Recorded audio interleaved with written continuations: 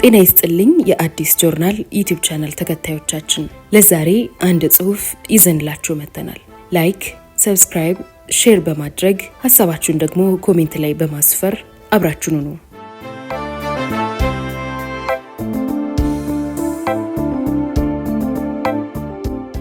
የደብረ ሊባኖስ ጭፍጨፋ፣ በገዳም ውስጥ ወታደሮች በዙ። ክፍል 2።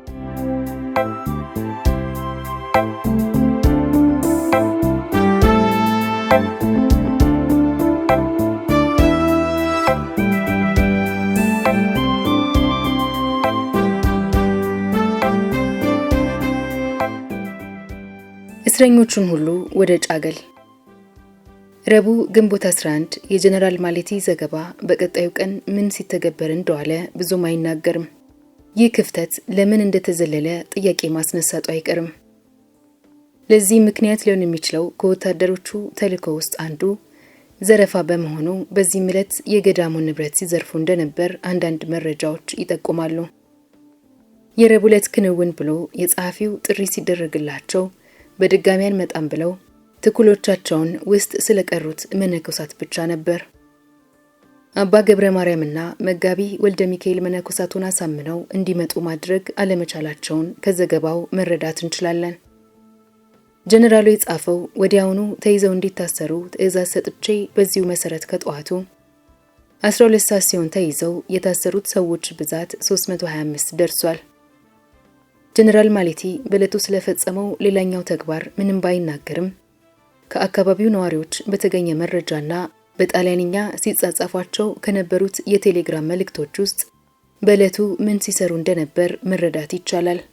ልክ ንጋት ላይ ጎህ ሲቀድ በገዳም ውስጥ የነበሩትና ጥሪ ሲደረግላቸው ለመምጣት ፈቃደኛ ሳይሆኑ የቀሩትን መነኮሳት በየማደሪያቸው ከተገኙበት መኝታ ላይ በባንዳ ሚሊተሪ እየተጎተቱ ወጡ። በዚህን ሰዓት የቤተ ክርስቲያኑ በሮች ተከፈቱና ከውስጥ ተዘግቶባቸው ያደሩት ሁሉ በአንድ ሰልፍ ተሰልፈው ተራ በተራ እንዲወጡ አንድ የጣሊያን መኮንን ትዕዛዝ ሰጠ። ታሳሪዎቹ የቤተ ክርስቲያን ሰዎች እያመነቱ ቀስ በቀስ ሲወጡ ታይፕራይተርና ወረቀት ይዘው ለሚጠብቋቸው ወታደሮች ስማቸውን፣ የተወለዱበትን ቦታ፣ እድሜያቸውንና መተዳደሪያ ስራቸውን እያስመዘገቡ ይወጡ ጀመር። ከነዚህ መሃል የተወሰኑ ጥቂት ሰዎች ምዝገባው በበዓሉ ቀን ስጦታ ለመስጠት መስሏቸው ካህን ያልነበሩት ጭምር ካህን ነኝ እያሉ ስማቸውን አስመዘገቡ። የታሪክ ተመራማሪው አልቤርቶ ስባቺ ያሰፈረው ማስታወሻ እንዲህ ይላል። ድሆችና ምስኪን ለማኞች ምንም ካህን ሳይሆኑ በዕለቱ ይሰጣል ለተባለው ስጦታ ጓጉተው ነጫጭ የካህናት ሸማ ለብሰውና ጥምጣም ጠምጥመው ካህን ነኝ እያሉ ቀረቡ። በዚህ የተነሳ ጣሊያኖቹ አጠራጣሪ ነገር ሲያጋጥማቸው የሰዎቹን የእጅ መዳፍ እያዩ ለስላሳ ከሆነ ካህን ነው፣ ሸካራ ከሆነ በስራ ብዛት ገበሬ ወይንም አገልጋይ ነው ብለው በመለየት ካህናቱን ለብቻ እንዲሆኑ አደረጓቸው። በዚህ መሃል ትንሹ ጥበበ 4 ወይንም 5 የሚሆኑ ወታደራዊ የጭነት መኪኖች ወደ ቤተ ክርስቲያኑ መጥተው ሲቆሙ አያቸው። በመጀመሪያው ምድብ የተለዩት ከ30 እስከ 40 የሚሆኑት ካህናት የቤተ ክርስቲያኑ ደውል ቤት አጠገብ እንዲሰበሰቡ ከተደረጉ በኋላ በባንዳ ሚሊተሪ ወታደሮች ታጅበውና መሳሪያ ተደግኖባቸው ከአጥር ግቢው በግማሽ ክብ ቅርጽ በተገነቡት መውጫ ቅስቶች በኩል ወደ ውጪ እየወጡ ስርዓት በጎደለው መልኩ በአንደኛው የጭነት መኪና ላይ እንዲጫኑ ተደረገ። እነዚህ በመጀመሪያው ምድብ ተለይተው የተመረጡት ሰዎች በሙሉ ተሽከርካሪው ላይ ከተጫኑ በኋላ አሽከርካሪው የመኪናውን ሞተር አስነሳና በገላጣ ሜዳ ላይ የነዳ መስቀል ቤቱን አልፎ ካይን እየራቀ ሄደ። ከቤተ ክርስቲያኑ እይታ እየራቀ በውሻ ገደል መንደር መሃል እያጓራ ድንጋያማውን ዳገት ቀስ እያለ ወጣ። የጭነት መኪናው ዳገቱን ጨርሶ ጫገል ላይ ሲደርስ ወደ ቀኝ ታጠፈና በፍቼ መንገድ ላይ ጥቂት ከተጓዘ በኋላ ከመንገዱ በስተምዕራብ መስቀል ማሳያ የሚባለው ቦታ ላይ ተዘጋጅቶ ከፍተኛ ወታደራዊ ጥበቃ እየተደረገበት ወደ ነበረው ጊዜያዊ እስረኛ ማቆያ ጣቢያ ሲደርስ ቆመ። ከዚያም ተጭነው የመጡት እስረኞች እንዲወርዱ ተደረጉ። የመጀመሪያው ተሽከርካሪ ከደብረ ሊባኖስ ሰዎቹን ጭኖ ከሄደ በኋላ ሌሎቹን ደግሞ ከ30 እስከ 40 የሚሆኑ ሰዎች በሁለተኛው የጭነት መኪና ላይ እንዲጫኑ ተደረገ። ይሄኛው ተሽከርካሪ በተራው እስረኞቹን ጭኖ በዚያው መንገድ ወደ መስቀል ማሳያ ገሰገሰ። በተመሳሳይ መልኩ እንዲህ ያደረጉ እስረኞቹን ሲያጓጉዙ ዋሉ።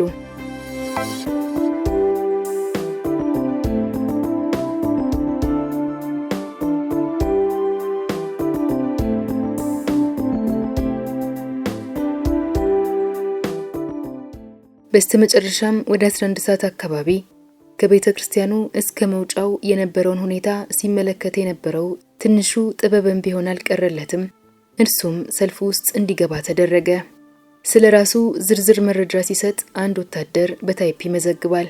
የትንሽ ልጅ እንዲሁም ዲያቆን ነኝ ቢል እንደ ካህናቱ እርሱም የቤተ ክርስቲያን አገልጋይ ነው ተብሎ ምንም እንደማይደርስበት ነበር የሚያስበው። ለሱ የቤተ ክርስቲያን አገልጋይ ክብር አለው፣ ማንም አይነካውም። ነገር ግን ዲያቆን ነኝ ማለቱ አልጠቀመውም። ይልቁንም ከሌሎች ታላላቅ ካህናት ጋር እንዲያውም አንዳንዶቹ በቤተሰቦቹ በኩል ያውቃቸዋል። እርሱም አብሮ አንዱ የጭነት መኪና ላይ እንዲወጣ ሲደረግ ያልጠበቀው በመሆኑ ግራ ተጋባ። ካህናቱን የተሻለ ደህንነት ወዳለው ቦታ ሊወስዷቸው ነው ወይንስ እስር ቤት አስገብተው ሊያስሯቸው? ተሽከርካሪው በውሻ ገደል መሃል የነጥበበን ቤት አልፎ ሲሄድ ትንሹ ጥበበ መቼ ነው ቤተሰቦቼ ጋር የምመለሰው እያለ ተጨነቀ። መስቀል ማሳያ ላይ የተዘጋጀው ጊዜያዊ የእስረኞች ማቆያ ጣቢያ ደርሰው ከተሽከርካሪዎቹ እንዲወርዱ ሲደረግ ጥበበ የእርሱ ኩዮች ከሆኑ ሌሎች ልጆች ጋር ተገናኘ። ከነርሱም እንደተረዳው አንዳንዶቹ እንደ ትናንትና የመጡ ሲሆን አንዳንዶቹ ደግሞ በዕለቱ ጠዋት ላይ፣ ሌሎቹ ደግሞ ልክ እንደርሱ ከሰዓት በኋላ ነበር የመጡት። ይህ ማቆያ ጣቢያ በሰዎች ግጥም ብሎ የሞላ ቢሆንም በግቢው ውስጥ ግን አስፈሪ ጸጥታ ሰፍኖ ነበር። አብዛኞቹ እስረኞች ምን እየተከናወነ እንደሆነ ባለማወቃቸው ግራ መጋባት ብቻ አይደለም፣ በእርግጥም ተደናግጠዋል። ጥቂቶቹ አንድ ላይ ሰብሰብ እያሉ በሹክሹክታ ጣሊያኖቹ ምን ሊያደርጓቸው እንዳሰቡና በምንስ የተነሳ ሊታሰሩ እንደቻሉ ይጠያየቁ ነበር።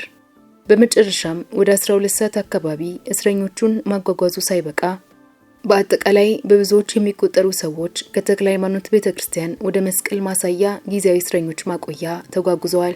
የዚያን ዕለት ማታ ፍቼ ከተማ ላይ የነበረው የጀነራል ማሌቲ ቢሮ በጉጉት ሲጠብቅ የነበረው የቴሌግራም መልእክት ደረሰው። ይህም መልእክት የጣሊያኖቹ ወታደራዊ አቃቤ ሕግ ፍራንሴስቺኖ የደብረ ሊባኖስ ገዳም መነኮሳት ግራዚያኒ ላይ የተፈጸመውን የግድያ ሙከራ ካቀነባበሩት ሰዎች ጋር ግብረ አበር እንደነበሩ የሚያረጋግጥ አስተማማኝ ማስረጃ ማግኘቱን ለግራዚያኒ እንዳሳወቀው የሚገልጽ ነበር። በእርግጥም ቀደም ብለን እንዳየነው የፍራንሴስቺኖ ክስ ምንም ተጨባጭ ማስረጃ ሳይኖረው እንዲያው ዝም ብሎ የሰሚ ወሬና አሉባልታ ላይ የተመሰረተ ሲሆን እርሱም እንኳን እውነት ሆኖ ቢገኝ በቀጥታ ሊያስጠይቅ ወይንም ሊያስጠረጥር የሚችል በጣት የሚቆጠሩ ጥቂት መነኮሳትን ብቻ ነው እንጂ መላውን የገዳሙን ካህናት መነኮሳትና ዲያቆናት በአንድ ላይ ሊያስወነጅል የሚችል ምንም አይነት ጭብጥ አልነበረውም። እንደ የካቲት 12 አይነት የጥቃት ሙከራ ሊታቀድ የሚችለው በሚስጥር ከመሆኑ የተነሳ መላው የገዳሙ ካህናትና መነኮሳት ጭራሽ የግድያ ሙከራው ስለመሞከሩም ሆነ ስለመክሸፉ ምንም ላይሰሙ ይችላሉ።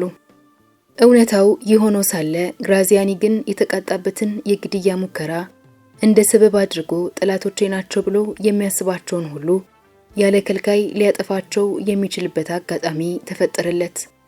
እናም በቅደም ተከተል እያስተላለፋቸው ያሉት ትዕዛዞች ሁሉ ይህንን ያመላክታሉ።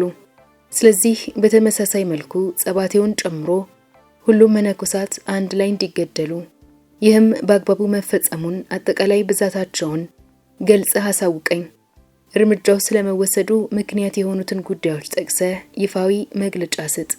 ነገር ግን እዚያው ደብረ ሊባኖስ ገዳም ውስጥ ከተክለ ሃይማኖት ቤተክርስቲያን አጠገብ ጊዜያዊ ማዘዣ ጣቢያውን አቋቁመው የነበሩት ጀነራል ማሌቲ ባገኘው ውጤት ባለመርካቱ ጉዳዩ በዚህ መልኩ እንዲደመደም አልፈለገም ነበር።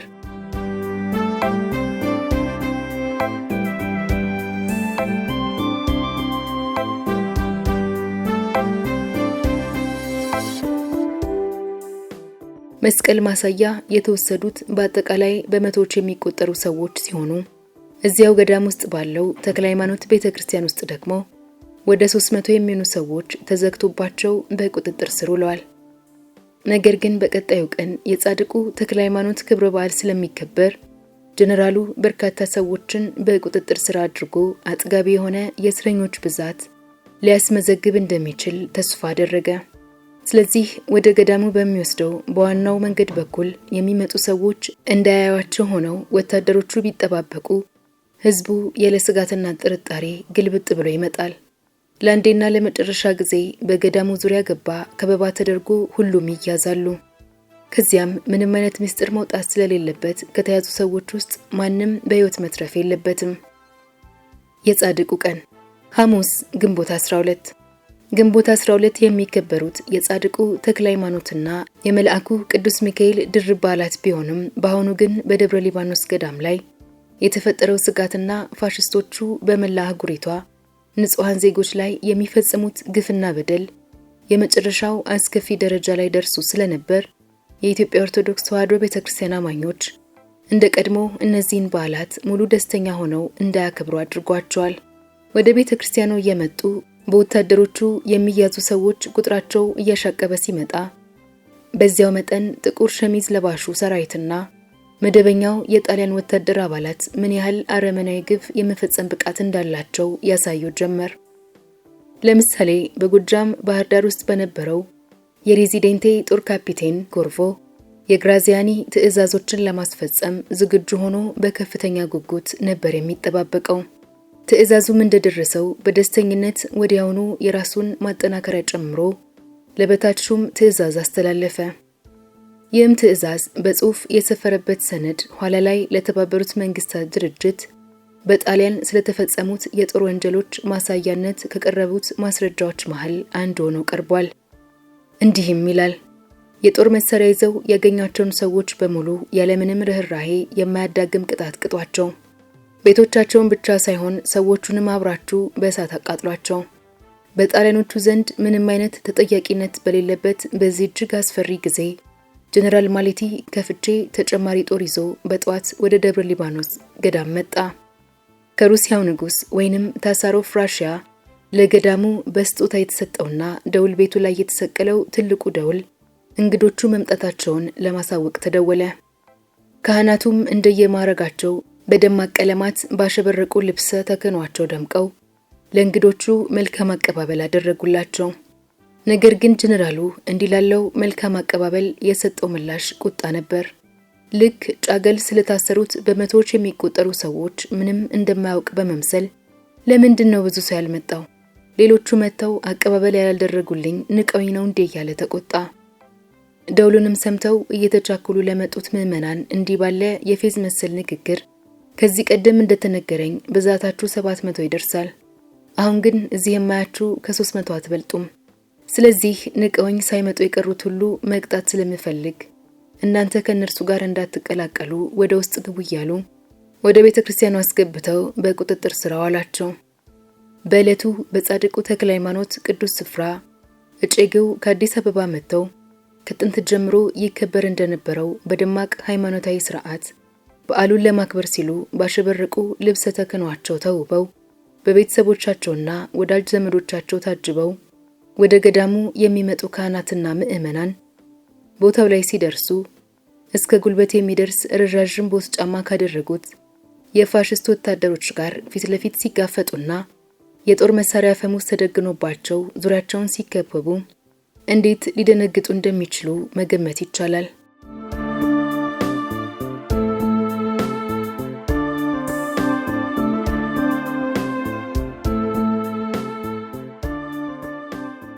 በእርግጥም ያኔ ገዳሙ ላይ የዘመተው ዲያብሎስ ራሱ ሳይሆን አይቀርም።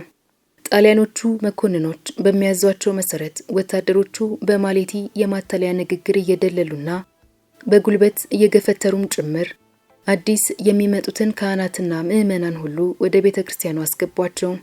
የገዳሙን ዙሪያ የከበቡትን ወታደሮች ለማጠናከር ተጨማሪ ወታደሮች እየመጡ ሳለ ሁኔታውን ያላወቁት በርካታ ምዕመናን ወደ ቤተክርስቲያኑ መምጣታቸውን ቀጥለዋል። የሚያሳዝነው ግን እንደዚያ ጓጉተው ወደ መጡበት ገዳም ደርሰው ወደ ውስጥ ሲገቡ ገዳሙ የማይወጣበት ወጥመድ ሆኖ ሲያገኙት ነው። በዓሉን ለማክበር ከየቤቶቻቸው በደስታ ወጥተው ረጅም መንገድ ተጉዘው የመጡት ትጉህ ምዕመናን ዳግም ወደ ቤቶቻቸው ሳይመለሱ እንደወጡ ቀሩ። በዚህ መሃል በዓሉን ለማክበር ከሚመጡት እንግዶች ውስጥ እንደ ዕድል ሆኖ አንድ የሚታወቁ ሰው ከነአጃቢዎቻቸው ከማሌቲ ወጥመድ አምልጠው ከጭፍጨፋው ሊተርፉ እንደቻሉ ይታወቃል። አለቃ ህሩይ ይባላሉ። እርሳቸው በጊዜው የሰላሌ ዋና ከተማ በነበረችው ፍቼ ውስጥ ካሉት አብያተ ክርስቲያን ዋነኛ የሆኑት የፍቼ ጊዮርጊስ አስተዳዳሪና መንፈሳዊ አገልጋይ ነበሩ። አለቃ ህሩይ ሌላው የሚታወቁበት በቤተ ክርስቲያን ግድግዳዎች ላይ በሚሰሯቸው የስዕል ስራዎች ነው። ለምሳሌ በፍቼ ጊዮርጊስ ቤተ ክርስቲያን፣ እንጦጦ ማርያም ቤተ ክርስቲያንና አዲስ አበባ ቅዱስ ጊዮርጊስ ካቴድራል ግድግዳዎች ላይ የሚገኙትን ስዕሎች የአለቃ ህሩይ ስራዎች ናቸው። የተክለ ሃይማኖት ዕለት እርሳቸውም ለቤተ ክርስቲያን መንፈሳዊ አገልግሎት የሚለብሱትን ልብሰ ተክህኗቸውን ለብሰው እንደ ሌላው ጊዜ ሸክሌ ብለው በሚጠሯት በቅሏቸው ተሳፍረው ወደ ደብረ ሊባኖስ ገዳም ጉዟቸውን ጀመሩ።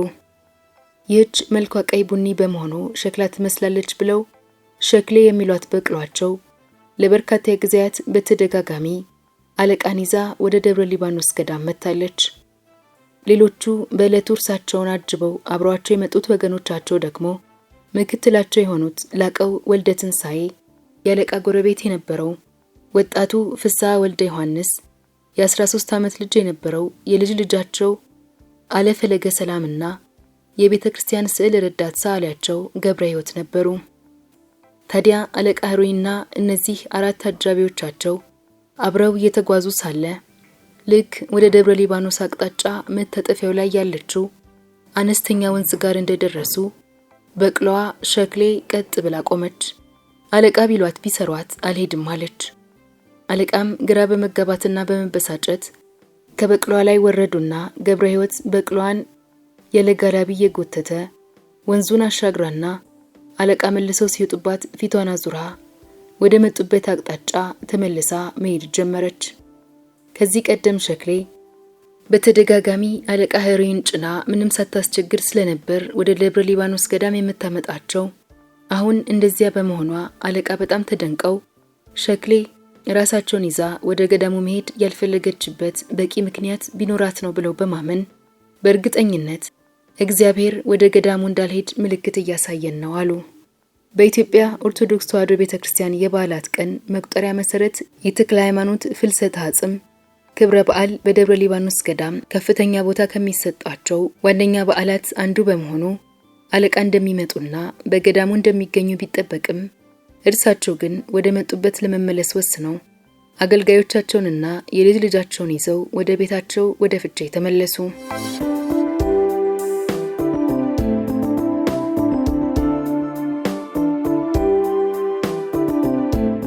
ታዲያ ይህ የልጅ ልጃቸው ነው በሕይወት ቆይቶ ይህንን ታሪክ ለዚህ መጽሐፍ ደራሲ ለመተረክ የበቃው። አለቃ ሄሮን አጅበው ከመጡት ውስጥ ምክትላቸው የነበረው ላቀውና ጎረቤታቸው የነበረው ፍስሐ ወደ ገዳሙ ጉዟቸውን ለመቀጠልና ሁኔታውን ለማየት ፈለጉ።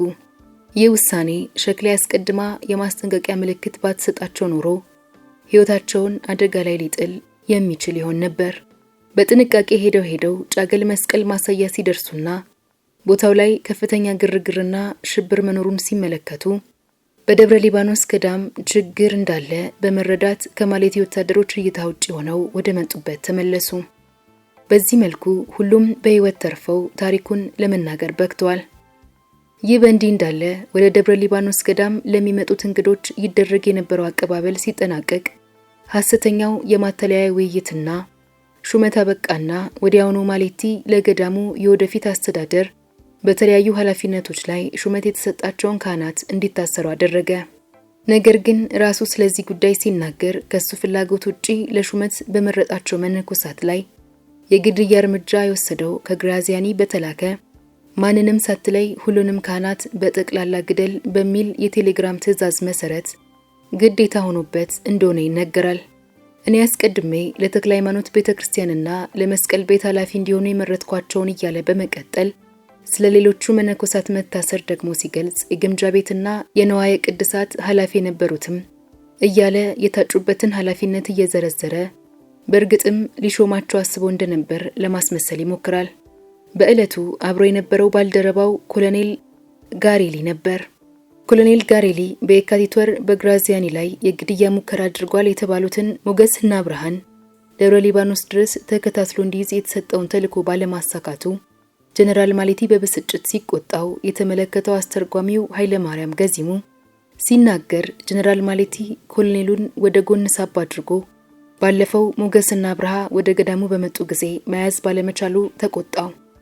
ከዚያም ኮሎኔሉ ወደና ኃይለ ማርያም ገዘሙ መጣና ዛሬ ጀነራሉ በጣም ስለተናደዱ ቶሎ ከዚህ እንሂድ እንዳላቸው ይናገራል። በዚህ ስሜት ውስጥ ሆነው ኮሎኔሉና መኮንኖቹ በመኪኖቻቸው እየተሳፈሩ የጫገልን አካባቢ ለመቆጣጠር ውሻ ገደልን አቋርጠው ሽቅብ ይወጡ ጀመር። ዳገቱን ጨርሰው ልክ አዲስ አበባ ፍቼ የሚወስደው መንገድ ጋር እንደደረሱ ጀነራል ማሌቲ ከደብረ ሊባኖስ ገዳም ማንም እንዳይወጣ ብሎ ማዘዙን ኮሎኔል ጋሬሊ ተናገረ። ጠዋት ላይ ወታደሮቹ በቤተ ክርስቲያን ውስጥ ታግተው ያደሩትን ሰዎች እያወጡ በጭነት መኪኖች እየጫኑ መስቀል ማሳያ ላይ ወደ አቋቋሙት ጊዜያዊ የእስረኞች ማቆያ ጣቢያ ማጋዝ ጀመሩ። ወደ ጣቢያው ቀድሞ ከገቡት እስረኞች ጋር የአሁኖቹ ሲጨመሩ ማቆያ ጣቢያው በእስረኞች ብዛት ተጨናነቀ።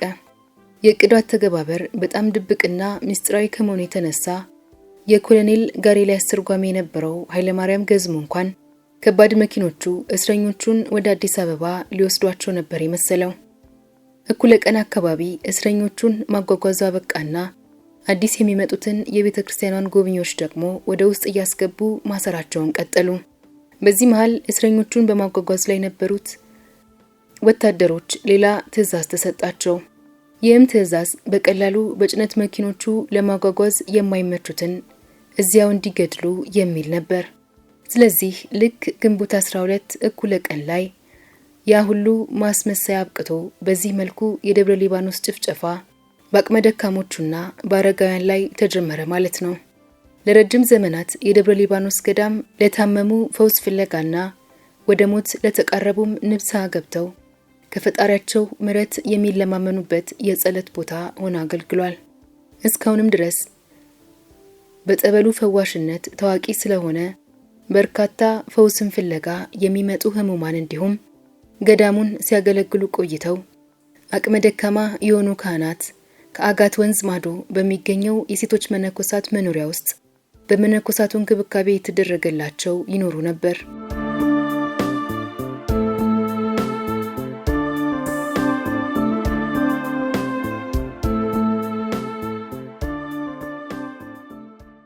ማሌቲ በግንቦት 14 ባቀረበው ዘገባ በሴት መነኮሳቱ እንክብካቤ ሲደረግላቸው የነበሩት አቅመ ደካሞች ወደ ፍቼ ተልከው እዚያው በሚገኘው ወታደራዊ ካምፕ ፊቼ ሬዚደንቴ አስፔዛ እየተቆረጠላቸው እንክብካቤ እንዲደረግላቸው ማቀዱን ይናገራል። ነገር ግን ይህንን ሊያደርግ አቅዶ እንደነበር የሚያሳይ ምንም አይነት ማስረጃ ወይንም ፍንጭ ሰጪ ነገር ባለመገኘቱ ሙሉ በሙሉ ውሸቱን እንደነበር ግልጽ ነው።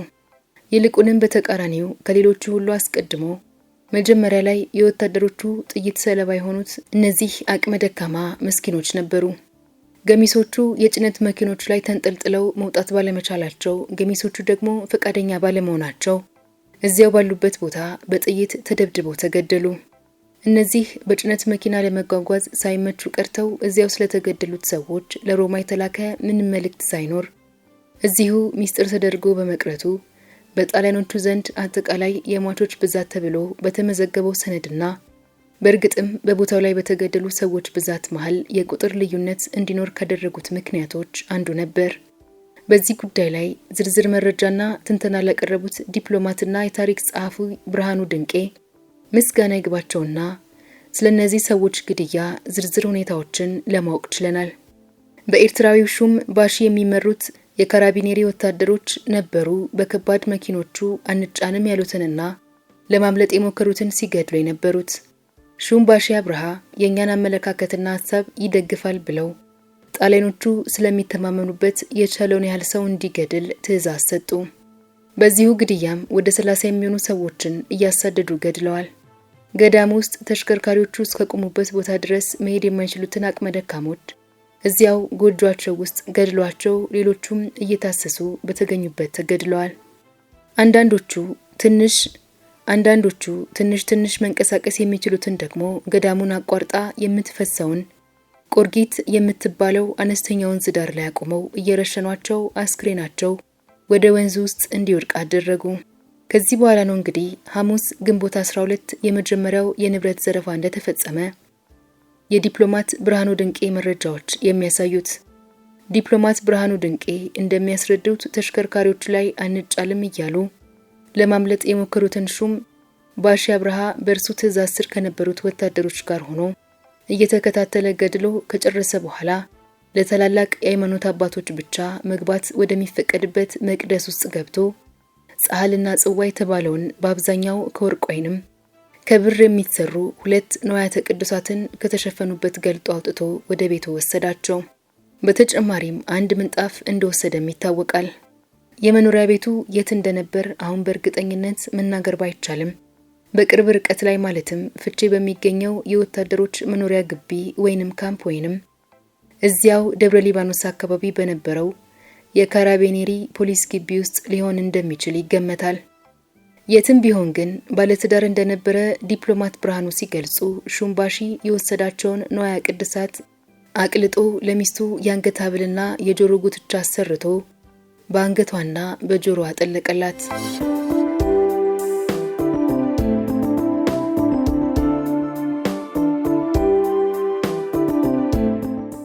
ምንጣፉንም በቤቱ ላይ ዘርግቶ ሰቀለው ብለው ያስረዳሉ። የካህናቱና የመነኮሳቱ መጨረሻ እንደዚህ ቁርጡ ተወስኖ ያለቀለት ጉዳይ ቢሆንም የግራዚያኒ አማካሪ የነበረው ወታደራዊ አቃቤ ሕግ በዲያቆኖቹ ላይ የጥፋተኝነት ማስረጃ ገና ላዘጋጀ በመሆኑ ግራዚያኒ ዲያቆናቱ እንዲገደሉ ትዕዛዝ አልሰጠም ነበር። በዚህ በኩል ደግሞ ማሌቲ በዲያቆኖቹ ላይ እርምጃ ከመውሰድ ይልቅ የግራዚያኒን ትዕዛዝ ነበር የሚጠብቀው።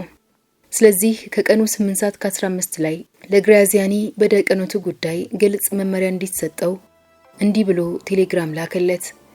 ዲያቆኖቹ ነፃ ይለቀቁ ወይንስ ይታሰሩ ወይንስ ደግሞ ይከደሉ? እባክህ በአስቸኳይ አሳውቀኝ። ግራዚያኒ ዲያቆኖቹን የሚወነጅልበትና ራሱን ነፃ የሚያደርግበት ሰበብ እስከሚያገኝ ድረስ ይገደሉ የሚለውን ትዕዛዝ አላስተላለፈም እንጂ ዲያቆኖቹን በጥቅላላ ለመግደል ቀድሞውኑ አቅዶበታል። ነገር ግን ግራዚያኒ እንዲገደሉ የፈለገው ለገ ወልዴ ላይ ሳይሆን በጥብቅ ሚስጥር እንጌጫ ላይ ነበር። መጀመሪያ ግን ራሱን ነፃ የሚያደርግበት ሰበብ ወይንም የወንጀል ክስ ዲያቆናቱ ላይ መመስረት ይኖርበታል። ምክንያቱም እነዚህ ዲያቆናት ገና ወጣት ታዳጊ ልጆች በመሆናቸው የቅኝ ግዛት ሚኒስተሩ ሌሶና አጋጣሚውን ካገኘ በእነዚህ ታዳጊ ወጣቶች መገደል ግራዚያኒን ሊከሰው ይችላል። ምሽት ላይ ጣሊያኖቹ አዲስ የያዛቸውን ሰዎች እንደገና ማጓጓዛቸውን ጀመሩ። በምሽት ብዙ ተመልካች ስለማይኖር በድብቅ ያሻቸውን ለማድረግ ይመቻቸዋል። ኃይለ ማርያም ገዝሙ ይህንን ሲያረጋግጥ በዕለቱ ምሽት ላይ ገና ብዙም ሳይተኛ የጥይት ተኩስ ድምጽ ይቀሰቅሰዋል። ጣሊያኖቹ ለረጅም ዘመናት በገዳም ውስጥ በብዛት ይኖሩ የነበሩትን ዝንጀሮዎች በጥይት እየገደሏቸው ነበር የመሰለው። ጠዋት መርዶውን ሲሰማ ግን እጅጉን ደነገጠ። ለካ ሲገደሉ የነበሩት የጭነት መኪኖች ላይ አንሳፈርም ያሉ መነኮሳትና ዲያቆናት ነበሩ። መስቀል ማሳያ ላይ የተከማቹት እስረኞች ምን እንደታሰበላቸው ወይንም መጨረሻቸው ምን እንደሚሆን ሳይነግሯቸው እንዲያው ምግብ ተሰጣቸውና እዚያው ሜዳ ላይ ያሳደሯቸው። ከሰዓት በኋላ 11 ሰዓት ላይ ማሌቲ ስለ ዲያቆኖቹ ውሳኔ ለጠየቀበት ቴሌግራም አዲስ አበባ ከሚገኘው ጉቨርኖር ጀነራል ወይንም ጠቅላይ መምሪያ ቢሮ መልሱ ተልኮ ደረሰው። ወኪል አገረ ገዢው ግራዚያኒ በዚህ ቀን ያሰበውን ስላሳካ እጅግ ደስተኛ ሆኖ ጉዳዩን ለሮማ ራሱ ይዘግብ ስለነበር ሊሆን ይችላል ብቻ ስራ ላይ ማምሸቱን መገመት የሚቻለው ለማሌቲ ቴሌግራም መልስ የሰጠው ከምሽቱ 4 ሰዓት ከ3 ደቂቃ ላይ ነበር። ከ11 ሰዓት እስከ ምሽቱ 4 ሰዓት አስችሎት ዝም አይልማ። የሆነው ሆኖ ያን ዕለት ከሰዓት በኋላ በዲያቆኖች ላይ ጥፋተኛ ሊያደርጋቸው የሚችል ማስረጃ ወይንም ሰበብ ቢፈልግ ሳይሳካለት ስለቀረ ለጊዜው የዲያቆኖቹን ግድያ ማዘግየት ማድረግ አስፈልጓል። ስለዚህ ጀነራል ማሌቲ ቸኩሎ ያልተፈለገ እርምጃ ከመውሰዱ በፊት ግራዚያኒ ጠንከር አድርጎ በእስር ላይ ይቆዩ ብሎ መልስ ላከለት። ደገመና እርግጠኛ ለመሆን ያህል እኔ ያልኩት በእስር ላይ ይቆዩ ነው። ደግሞ አሁንም ደገመና ግልጽ በሆነ ቃል አሁንም ደግመዋለሁ በእስር ላይ ይቆዩ። በግንቦት 14 ላይ ማሌቲ በላከው ዘገባ በስጋ ወደም ሸለቆ ውስጥ ተሸሽገው አገኘዋቸው ያላቸውን ወደ 1000 የሚሆኑ ሰዎች እንደያዙ ይገለጻል። እነዚህ ሰዎች የመለየቱ ስራ ሌሊቱን ሙሉ ሲከናወን እንዳደረ ጨምሮ ተነግሮ ነበር።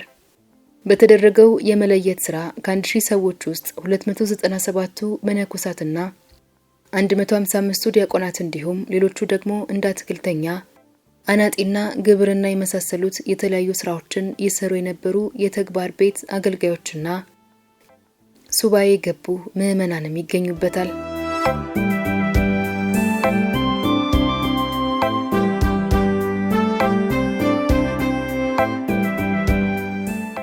ከነዚህ ሁሉ ደግሞ 23ቱ ተመርጠው ቤተክርስቲያን ተሳላሚ ምዕመናን መስለው ከአርበኞች መልእክት እያመጡ ከገዳሙ ጋር የሚያገናኙ ተብለው የተጠረጠሩም ነበሩ። ነገር ግን ከቤተክርስቲያኑ ጋር ምንም ግንኙነት ያልነበራቸው ቀሪዎቹ 500 የሚደርሱ ሰዎች የት እንደደረሱና ምን እንደተወሰነባቸው የሚታወቅ ነገር የለም። በዚህም የተነሳ በወቅቱ ቦታው ላይ በትክክል የተገደሉ ሰዎች ብዛትና በጣሊያኖቹ መዝገብ ላይ የተገኘው የሟቾች ብዛት ተጨማሪ የቁጥር ልዩነቶች ሊያመጣ ችሏል። ከቁጥር ባሻገር እነዚህ ሰዎች የተያዙበትን መንገድ በትኩረት ስንመለከት እውነታው አብዛኞቹ ሰዎች በቤተክርስቲያኑ ለሚደረገው ክብረ በዓል እንዲገኙ ተጠርተው እዚያ ቤተክርስቲያን ውስጥ ታግተው የተያዙ ሆኖ ሳለ ማሌቲ ግን ልክ እንደ ጅብድ ስራ በእርሱ ጥረት የተገኘ ውጤት አድርጎ ሲገልጸው እጅግ ሰፊ በሆነው ስጋ ወደም ሸለቆ ውስጥ ወታደሮቼ ዋሻዎቹን፣ ሸንተረሮቹንና መሸሸጊያዎቹን ቁጥቋጦዎችን አበጥረው ወደ 1000 የሚሆኑ ከገዳሙ ጋር ግንኙነት ያላቸውና ለፋሽስቱ ማስተዳደር ጠንቀኛ ሊሆኑ የሚችሉ ሰዎችን ተሸሽገው ከነበሩበት ቦታ ይዘው በቁጥጥር ስር አውለዋቸዋል። ይህ ማሌቲ የላከው ዘገባ ከነበረው እውነታ ይልቅ ወደ ልብ ወለድ ፈጠራ የቀረበ ነበር። ምክንያቱም ባሉት ወታደሮች ብዛት እጅግ ሰፊ የሆነው መላውን የስጋው ደም ሸለቆ አበጥሮ ለመፈተሽ በአንድ ቀን የሚያልቅ ሳይሆን በርካታ ሳምንታትን ሊፈጅ የሚችል በመሆኑ ነው። ቢሆንም ማሌቲ የተጠቀማቸው ቃላትና አገላለጽ ግራዚያኒ ለዓላማው ማስፈጸሚያ የተመቸ ሆነለት። ጀነራሉ ስለ ቤተክርስቲያኑ ሹመትና አስተዳደር እንደተናገረው የማስመሰያ ንግግር፣ ይህም ያ የማስመሰያ ዘገባ ነበር። ታዲያ ጀነራል ማሌቲ እንዲህ በሐሰት ራሱን ጀግና አስመስሎ ሲያቀርብ ግራዚያኒ የፈቀደለት የዚያን ዕለት የተያዙ የቤተክርስቲያን አገልጋዮች ሳይሆኑ አመፀኛ ሽፍቶች ሊሆኑ እንደሚችሉና ከዚህም ላይ ዘገባው የተገለጹት ተደብቀው ነው ስለሚል እነዚህ ሰዎች አርበኛ ሊሆኑ እንደሚችሉ ለሮማ የሚጠቁም ማስረጃ እንዲሆንለት ስለፈለገ ነበር። ከዚህም በላይ በአሰሳና በፍተሻ ተደብቀው በመገኘታቸው ርዕሱ ላይ ከተፈጸመው የግድያ ሙከራ ጋር ገዳሙንና የተያዙትን ሁሉ ግንኙነት አላቸው ብሎ ለመወንጀልና በዚህም ማስረጃነት እውነትም ግድያው ተገቢ እንደሆነና ሞሶሎኒ በሰጠው መመሪያ መሰረት አስፈላጊ እርምጃ እንደወሰደ ሊቆጠርለት ይችላል። በዚህም ደግሞ የቅኝ ግዛቱ ሚኒስትር ግራዚያኒ የሚቃወምበት ምንም ምክንያት አይኖርም ማለት ነው። ምንም እንኳን በደብረ ሊባኖስ ከተያዙት ሰዎች ጥቂቶቹ በስጋ ወደም ሸለቆ ውስጥ የተያዙ ቢሆንም የሰዎቹ እዚያ መገኘት ምንም የሚደንቅ ነገር አልነበረም። ምክንያቱም ለረጅም ዘመናት በብዙ ሺህ የሚቆጠሩ ሰዎች በስጋ ወደም ሸለቆ ውስጥ ከ30 የሚበልጡ መንደሮች ተሰባስበው ይኖሩ እንደነበር ይታወቃል። እነዚህ መኖሪያ መንደሮች የየራሳቸው አብያተ ክርስቲያናትና ገዳማት ያሏቸውና በየራሳቸው የተደራጁ ነበሩ። በተጨማሪም በሰፊው ሸለቆ ውስጥ በሚገኙ የድንጋይ ዋሻዎችና ሸንተረሮች ውስጥ ብዙ መናኛ ባህታውያን እንደሚኖሩ ይታወቃል። ማሌቲ ሲናገር የእኛን ወታደሮች ሲያዩ ይደበቁ ነበር። ይህም ገዳሙ የፋሽስቱ አገዛዝ ጠላት እንደሆነ የሚያሳይ ጥርት ያለ ማስረጃ ነው። ይህንን ሲል ግን ሳይናገር ያለፈው በመራቤቴና መንዝ እየተፈጸመ የነበረውን የአውሮፕላን ቦምብና መርዝ ጋዝ ጭፍጨፋ ምክንያት ማንኛውም ሰው የጣሊያን ወታደሮችን ሲያይ ሊሸሽና ሊደበቅ እንደሚችል ነው። ብቻ በአጠቃላይ የጣሊያን ወታደሮች ፈርቶ የተደበቀ ማንኛውም ሰው ከግራዚያኒ ግድያ ሙከራ ጋር ግንኙነት ይኑሮ አይኑሮ ማጣራት የሚባል ነገር ሳያደርግ ቀጥታ ጠላት ሊሆን ይችላል በሚል ውንጀላ ማንኛውንም ያገኙትን ሰው እያሰሩ ወደ ደብረ ሊባኖስ ገዳም አመጡ። ጠቅላላ የተያዙት ሰዎች ብዛት በሺ ቤት ገባ።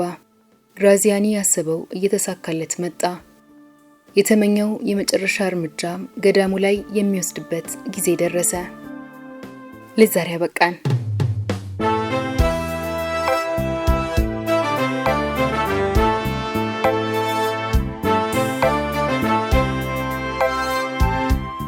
የዛሬ ታሪካችን እንዴት ነበር? ከወደዳችሁት ላይክ አድርጉ። ሐሳባችሁን ኮሜንት ላይ አስቀምጡልን። ሰብስክራይብ ማድረጋችሁንም እንዳትረሱ።